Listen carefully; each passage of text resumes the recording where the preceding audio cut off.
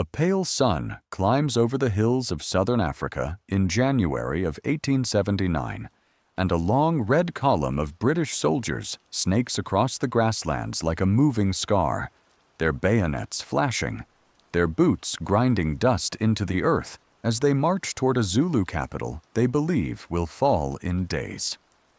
The officers ride ahead in polished helmets, scanning a landscape they barely understand, convinced that rifles, artillery, and discipline have already decided the outcome before a single shot is fired.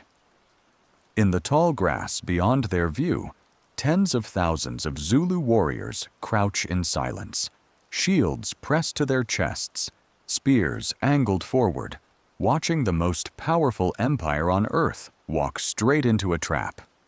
If you stay with this story all the way to the end, you'll see how moments like this didn't just change battles, they cracked the myth of European invincibility itself. So tap subscribe and like as we keep moving forward, because what unfolds from this valley will echo across an entire continent. The Zulu commanders wait until the British camp stretches too far, until the red line is thin and vulnerable, and then the hills begin to move. As black shields rise from the grass, and an army that Europe never bothered to understand surges forward with terrifying precision. The British officers scramble, trying to form firing lines as thousands of Zulu warriors sweep around them in a classic horn formation, enveloping the camp from both sides while the center charges straight into the heart of the soldiers. Martini Henry rifles roar, tearing through ranks of advancing men, but there are too many, far too many, and the Zulu regiments keep coming, disciplined, coordinated, their movements drilled through years of training under a military system older than the empire now facing them. Ammunition runs low. Cannons fall silent.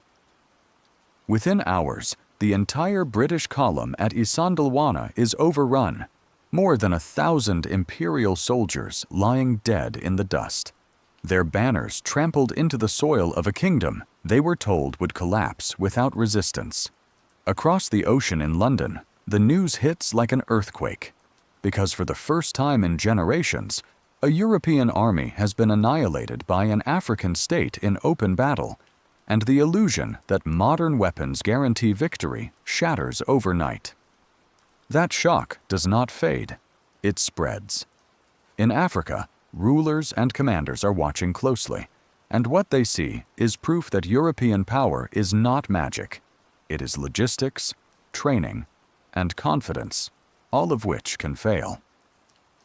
Across the Sahara and down into the forests of West Africa, kingdoms that have been trading with Europe for centuries already possess rifles, artillery, and knowledge of how imperial armies operate, and they begin to reorganize their forces with that reality in mind.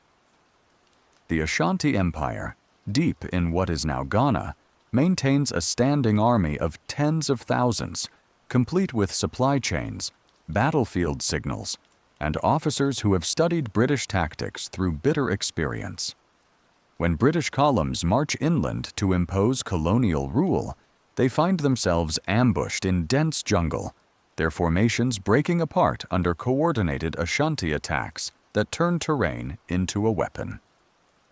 Battles like Ensa Mankau and the Long Campaign of the 1820s and 1870s prove that Africa's interior is not a blank space waiting to be claimed, but a network of states capable of prolonged, organized resistance.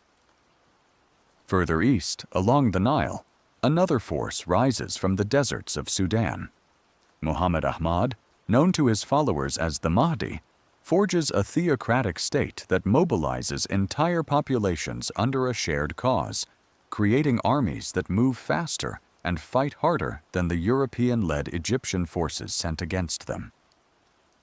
In 1885, Mahdist warriors storm Khartoum, overwhelming British defenses and killing General Charles Gordon, one of the empire's most famous officers, inside a city that was supposed to be a symbol of imperial control. For Britain, the loss is not just military, it is psychological. because it reveals that even fortified positions, even celebrated commanders, can fall to African armies fighting on their own ground with relentless determination. In West Africa, the Kingdom of Dahomey fields one of the most disciplined forces on the continent, including its famed women warriors, trained from childhood, drilled to fight in tight formations, and fearless in the face of rifle fire. When French columns push inland in the 1890s, they encounter organized resistance that bleeds them in repeated engagements, forcing Paris to send more troops, more artillery, more money, all to subdue a kingdom that refuses to bow quietly. Each clash forces European planners to confront a truth they do not want to admit. Africa is not falling because it is weak. It is being conquered only where it is outgunned and outnumbered beyond endurance. By the time the world turns its eyes toward the Horn of Africa, this pattern is already clear, and Ethiopia stands at its center. Emperor Menelik II has spent years preparing for the moment Europe comes in force, purchasing tens of thousands of modern rifles from France and Russia, stockpiling ammunition, and forging alliances between rival Ethiopian nobles into a single national army. When Italy marches into Ethiopian territory in 1896, expecting a quick colonial victory, it walks into a force of over 100,000 soldiers, armed, supplied, and unified in a way no European general had anticipated. At Adwa, Ethiopian troops surround and destroy the Italian army, killing or capturing nearly half of it in a single day, and forcing Rome to sign a treaty recognizing Ethiopia as a sovereign, independent state. The news races across the globe, and for the first time in the age of empire, a European power is publicly humiliated by an African nation that not only resisted, but won outright on the battlefield under international scrutiny. From Zulu hills to Sudanese deserts, from Ashanti forests to Ethiopian highlands, the same truth has been written in blood and iron.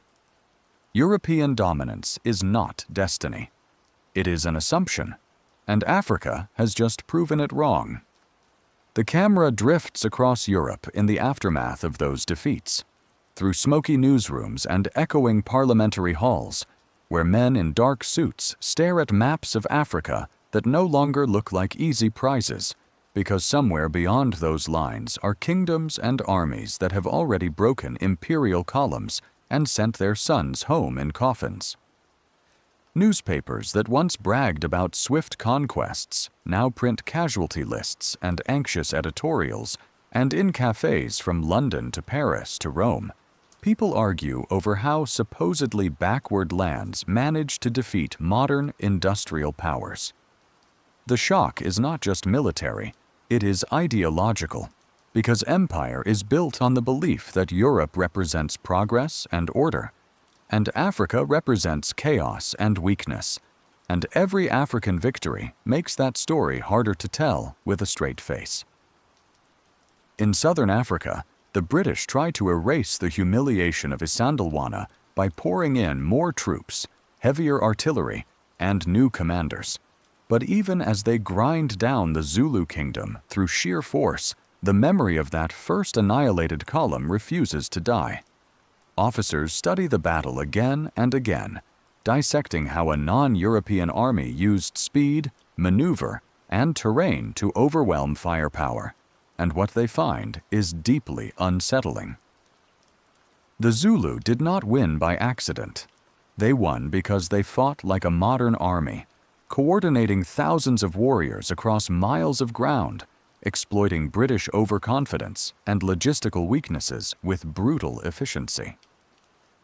That realization forces a quiet revolution in colonial warfare, as empires begin to shift away from small, lightly defended columns toward massive, expensive expeditions designed not to fight, but to intimidate.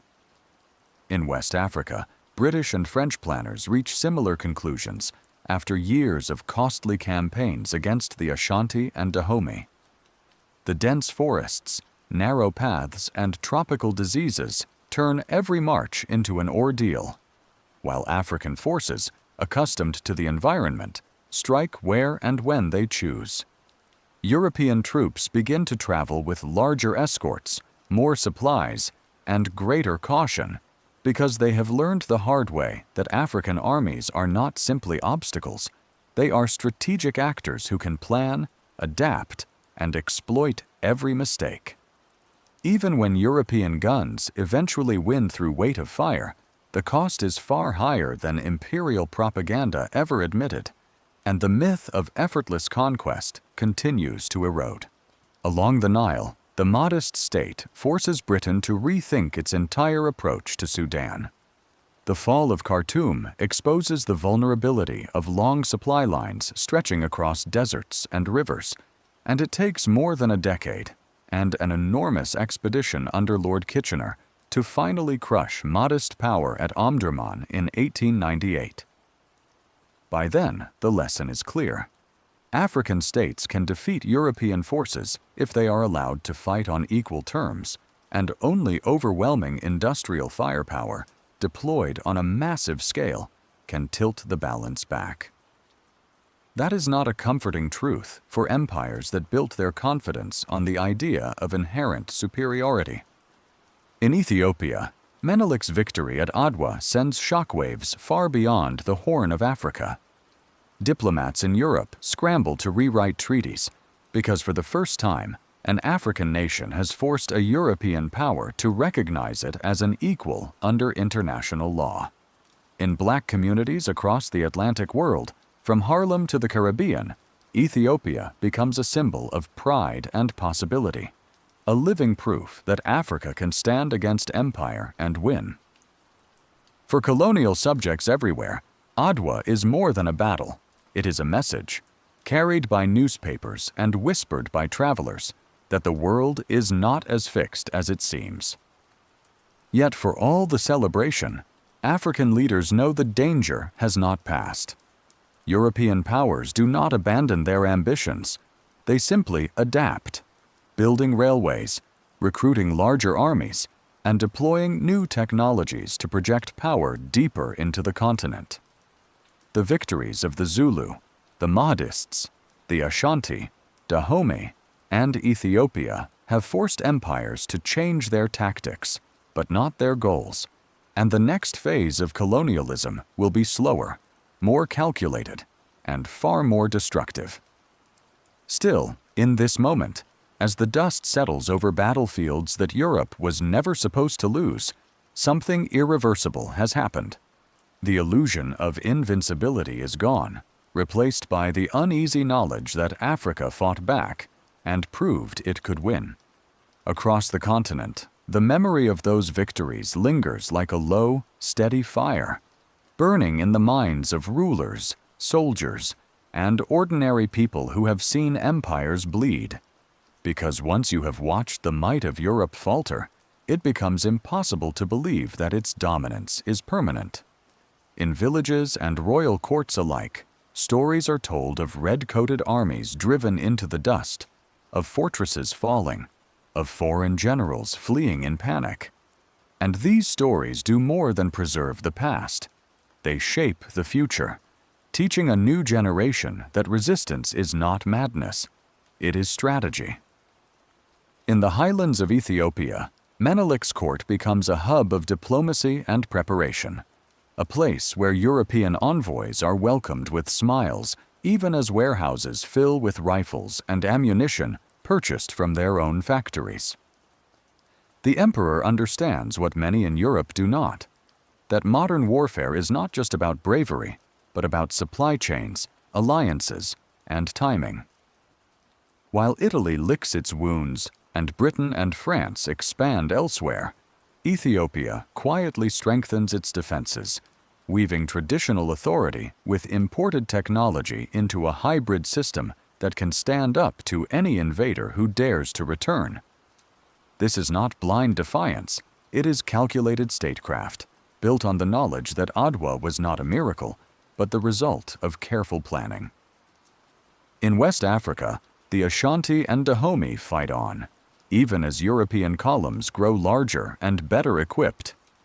Their leaders study captured weapons, adapt their formations, and attempt to counter artillery with mobility and ambush, proving again and again that African armies are not frozen in time, but evolving alongside their enemies. Every clash becomes a laboratory of modern war, where tactics are tested, discarded, and refined, even if the final balance of power is beginning to tilt against them. What matters is not that these states eventually fall, but that they force Europe to spend blood and treasure on every mile of ground, turning conquest into a grinding, uncertain ordeal. Along the Nile, the modest movement leaves behind a legacy that terrifies colonial planners. For years, it had mobilized entire populations under a shared religious and political vision, creating armies that could appear out of the desert with little warning and overwhelm forces that thought themselves secure.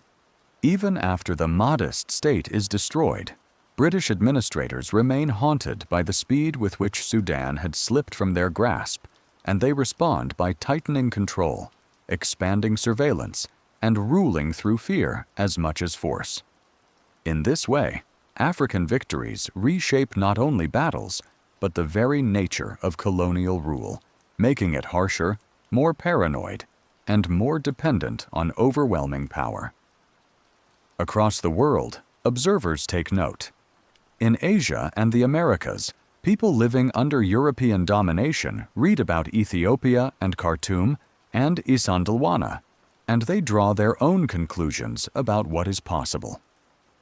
The idea that empire is unstoppable begins to crack, replaced by a quieter, more dangerous thought, that it can be challenged if the cost is worth paying.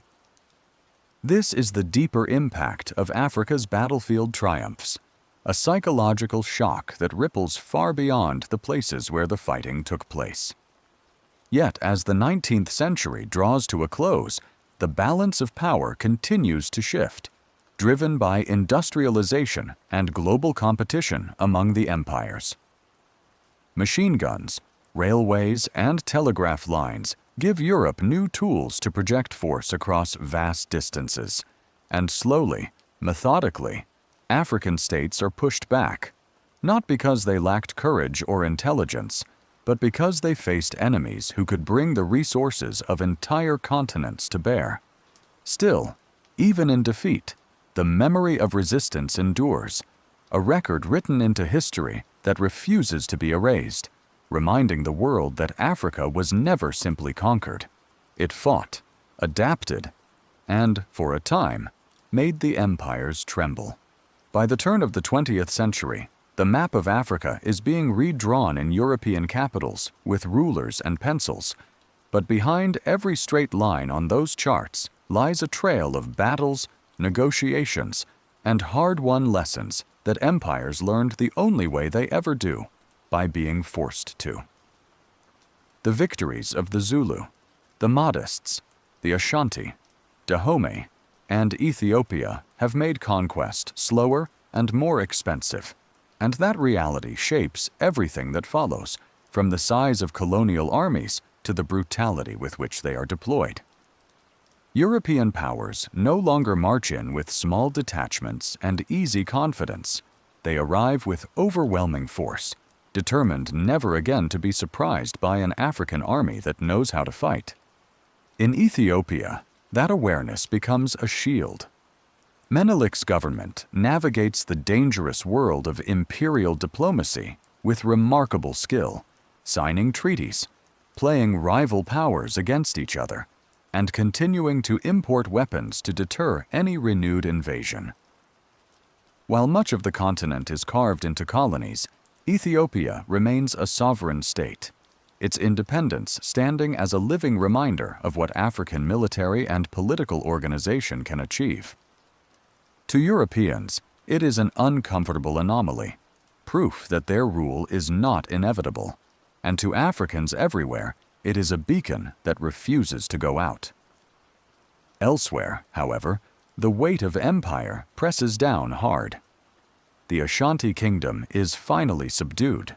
Dahomey is crushed by French firepower, and Sudan is brought back under British control, not because these societies lose their will to resist, but because they face an industrial war machine that grows more powerful with every passing year. Yet even in defeat, the empires never quite escape the fear planted by those early disasters. Colonial administrators overbuild forts, maintain large garrisons, and respond to any hint of rebellion with swift, often brutal force, haunted by the knowledge that African uprisings have once toppled their armies before. The irony is impossible to ignore. The very victories that proved African strength also push Europe to tighten its grip, accelerating the militarization of colonial rule and making everyday life under empire more violent and controlled. But that same history also plants the seeds of something new, because stories of Adwa and Isandlwana do not fade. They are passed down through families, churches, and schools, becoming part of a shared memory that will one day fuel new movements for independence. When 20th century leaders speak of self-determination, they are drawing on a deeper well of experience, one that includes not just suffering, but triumph. As decades pass, the world changes. Two global wars exhaust Europe, and the old empires begin to unravel, forced to confront demands they can no longer suppress forever.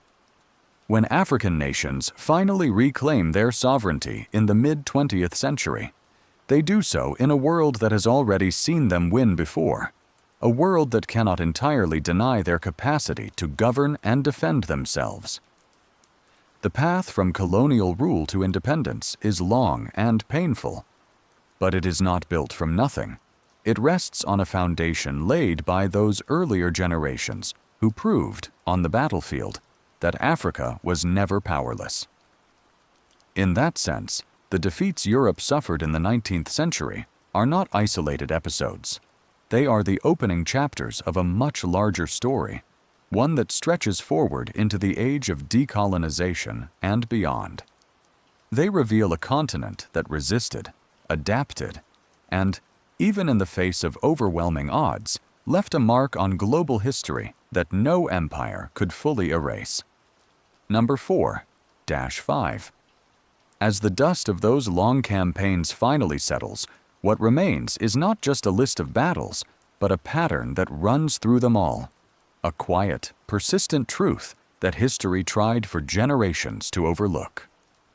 From the hills of Zululand to the forests of West Africa, from the deserts of Sudan to the highlands of Ethiopia, African societies met the armies of Europe not as scattered victims, but as organized states with leaders, strategies, and visions of their own future. They studied their enemies, acquired their weapons, and built systems of command and supply that allowed them, again and again, to do the unthinkable and win. The victories themselves were fleeting, some erased by later conquests, others preserved in treaties and memories, but their meaning endured. Each time an African army shattered a European column, it exposed the fragility of an empire that claimed to be all-powerful. It showed that technology alone could not guarantee dominance, that local knowledge, unity, and leadership could turn the tide, even against forces backed by entire continents of industry. In a world that insisted Africa was weak, these moments stood as living contradictions, written into the soil by those who fought and died to defend their lands. There is a deep irony at the heart of this history. Europe would eventually succeed in imposing its rule over most of the continent, but it did so only after being forced to abandon the fantasy of easy conquest. The empires adapted because Africa made them adapt, paying for every mile with blood and treasure, and in doing so, Africa reshaped the very nature of imperial power. What was meant to be a swift, civilizing march became a long, grinding struggle, one that revealed just how much resistance lay beneath the surface of colonial maps. And when the age of empire finally ended, as all empires do, it was these earlier victories that helped make that ending possible. They lived on in stories, in symbols, and in the knowledge that domination had never been absolute. The people who fought at Isandlwana, Khartoum, Kumasi, Abomey, and Adwa had already shown the world a different future, one where Africa was not merely acted upon, but acted for itself. They did not just defend their kingdoms, they forced the world to see them.